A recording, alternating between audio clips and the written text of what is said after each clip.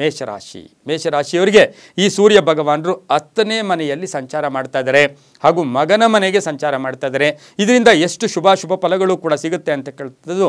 ವ್ಯವಹಾರಗಳು ತೃಪ್ತಿಯಾಗಿರುತ್ತೆ, ಉದ್ಯೋಗದಲ್ಲಿ ಸಾಕಷ್ಟು ಬದಲಾವಣೆಗಳಾಗ್ತಕ್ಕಂಥ ಯೋಗ ಕೂಡ ಇರುತ್ತೆ, ಮಕ್ಕಳಿಂದ ಶುಭ ಆಗ್ತಕ್ಕಂಥದ್ದು, ಕೌಶಲ್ಯತೆ ಜಾಸ್ತಿ ಆಗುತ್ತೆ. ಮೇಷರಾಶಿಯವರಿಗೆ 10ನೇ ಮನೆಗೆ ಶನಿ ಭಗವಾನರ ಮನೆಗೆ ಬರ್ತಾ ಇರತಕ್ಕಂತಹ ರವಿಯಿಂದ ಕೌಶಲ್ಯತೆ ಜಾಸ್ತಿ ಇರುತ್ತೆ, ಆ್ಯಕ್ಟಿವಿಟೀಸ್ ಜಾಸ್ತಿ ಇರುತ್ತೆ, ಎಲ್ಲೋ ಒಂದು ಕಡೆ ಮೈಲ್ಡ್ನೆಸ್ ಹೊಟ್ಟೋಗುತ್ತೆ, ಮಂಕುತನ ಹೊಟ್ಟೋಗುತ್ತೆ, ಶತ್ರುಗಳು ಮಿತ್ರರಾಗ್ತಾರೆ, ಆರ್ಥಿಕ ಉತ್ತಮವಾಗಿರುತ್ತೆ, ಗಣ್ಯರ ಒಂದು ಸಹಕಾರ ಸಿಗ್ತಕ್ಕಂಥದ್ದು, ಗಣ್ಯರ ಭೇಟಿ ಆಗ್ತಕ್ಕಂಥದ್ದು, ಮನೆ ಕಟ್ಕೊಳ್ಳೋಕ್ಕೆ ಅಥವಾ ಸೈಟ್ ತೊಗೊಳ್ಳೋಕ್ಕೆ ಸಾಕಷ್ಟು ಪ್ರಯತ್ನಗಳನ್ನು ಕೂಡ ಮಾಡ್ತಕ್ಕಂಥ ಯೋಗ ಕೂಡ ಇರುತ್ತೆ. ಅನಿರೀಕ್ಷಿತವಾಗಿ ರಾಜಕೀಯ ಯೋಗ ಕೂಡ ಕೂಡಿ ಬರ್ತಕ್ಕಂಥ ಒಂದು ಸಮಯ ಕೂಡ ಮಕರ ರಾಶಿಯ ಸಂಕ್ರಾಂತಿಯ ಫಲ ಮೇಷರಾಶಿಯವರಿಗೆ ಇರ್ತಕ್ಕಂಥದ್ದು. ಮಹಿಳೆಯರಿಗೆ ಸಾಕಷ್ಟು ಆಸೆಗಳು ಈಡೇರ್ತಕ್ಕಂಥದ್ದು, ಹಾಗೆಯೇ ಸಂಕಲ್ಪಗಳು ಈಡೇರ್ತಕ್ಕಂಥದ್ದು. ಆದರೆ ಸ್ವಲ್ಪ ಆರೋಗ್ಯದ ದೃಷ್ಟಿಯಿಂದ ಹುಷಾರಾಗಿರಬೇಕು. ಸ್ವಲ್ಪ ಸ್ಕಿನ್ನಿಗೆ ಸಂಬಂಧಿಸಿರ್ತಕ್ಕಂಥದ್ದು, ಹಾಗೆಯೇ ಎಲ್ಲೋ ಒಂದು ಕಡೆ ಹಳೆ ಕಾಯಿಲೆಗಳೇನಾದರೂ ಇದ್ದರೆ ಅದರ ಬಗ್ಗೆ ನೆಗ್ಲೆಕ್ಟ್ ಮಾಡೋಕ್ಕೆ ಹೋಗಬೇಡಿ. ಅದರಿಂದ ಸಣ್ಣ ಪುಟ್ಟ ಟೆನ್ಷನ್ನು ಕೂಡ ಆಗ್ತಕ್ಕಂಥ ಯೋಗ ಕೂಡ ಇರುತ್ತೆ. ಸರ್ಕಾರಿ ಉದ್ಯೋಗಸ್ಥರಿಗೆ ಶುಭ ಆಗುತ್ತೆ, ರಾಜಕೀಯ ನಾಯಕರಿಗೆ ಒಳ್ಳೆಯದಾಗುತ್ತೆ.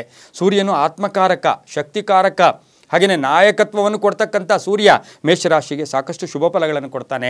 ವಿದ್ಯಾರ್ಥಿಗಳಿಗೆ ಅನುಕೂಲಕರವಾಗಿರ್ತಕ್ಕಂಥ ಸಮಯ ಕೂಡ ಇದಾಗಿರುತ್ತೆ. ರೈತರಿಗೆ ಒಳ್ಳೆಯದಾಗುತ್ತೆ, ಮಹಿಳೆಯರಿಗೆ ಒಳ್ಳೆಯದಾಗುತ್ತೆ. ಹಾಗೆ ದಿನಗೂಲಿಗಳು ಅಥವಾ ಸಣ್ಣ ಪುಟ್ಟ ಬಿಸ್ನೆಸ್ ಮಾಡ್ತಾ ಇರ್ತಕ್ಕಂಥವ್ರಿಗೆ ಬಹಳಷ್ಟು ಶುಭ ಆಗ್ತಕ್ಕಂಥ ಸಮಯ ಸಹ ಮೇಷರಾಶಿಯವರಿಗಾಗಿರುತ್ತೆ. ಈ ರಾಶಿಯವರು ಪೂರ್ವ ಮತ್ತು ಉತ್ತರದ ಒಂದು ದಿಕ್ಕುಗಳನ್ನು ಹೆಚ್ಚಾಗಿ ಉಪಯೋಗಿಸ್ಕೊಂಡಿದ್ದಾದರೆ ತುಂಬಾ ಒಳ್ಳೆಯದಾಗುತ್ತೆ. 1 ತಿಂಗಳ ಕಾಲ ಮಕರ ರಾಶಿಯಲ್ಲಿ ಇರ್ತಕ್ಕಂತಹ ರವಿಯ ಫಲವನ್ನು ನೋಡೋಕೆ ಹೋದಾಗ ಪೂರ್ವ ಮತ್ತು ಉತ್ತರದ ದಿಕ್ಕುಗಳು ಇವರಿಗೆ ಶುಭಕರವಾಗಿರುತ್ತೆ. ಹಾಗೆಯೇ ಇವರು ಹಳದಿ ಮತ್ತು ಕೆಂಪು ಬಣ್ಣವನ್ನು ಉಪಯೋಗಿಸಿಕೊಳ್ಳಿ. ತಮ್ಮ ಅದೃಷ್ಟ ಸಂಖ್ಯೆ 9 ಮತ್ತು 3 ಆಗಿರುತ್ತೆ.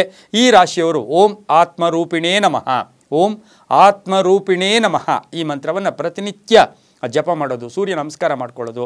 ಹಾಗೆಯೇ ಈ ರಾಶಿಯವರಿಗೆ 4 ಗ್ರಹಗಳ ಶುಭಫಲ ಇರತಕ್ಕಂಥ ಸಮಯ ಕೂಡ ಮೇಷರಾಶಿಯವರಿಗಾಗಿರುತ್ತೆ. ತುಂಬಾ ಒಳ್ಳೆಯದಾಗುತ್ತೆ.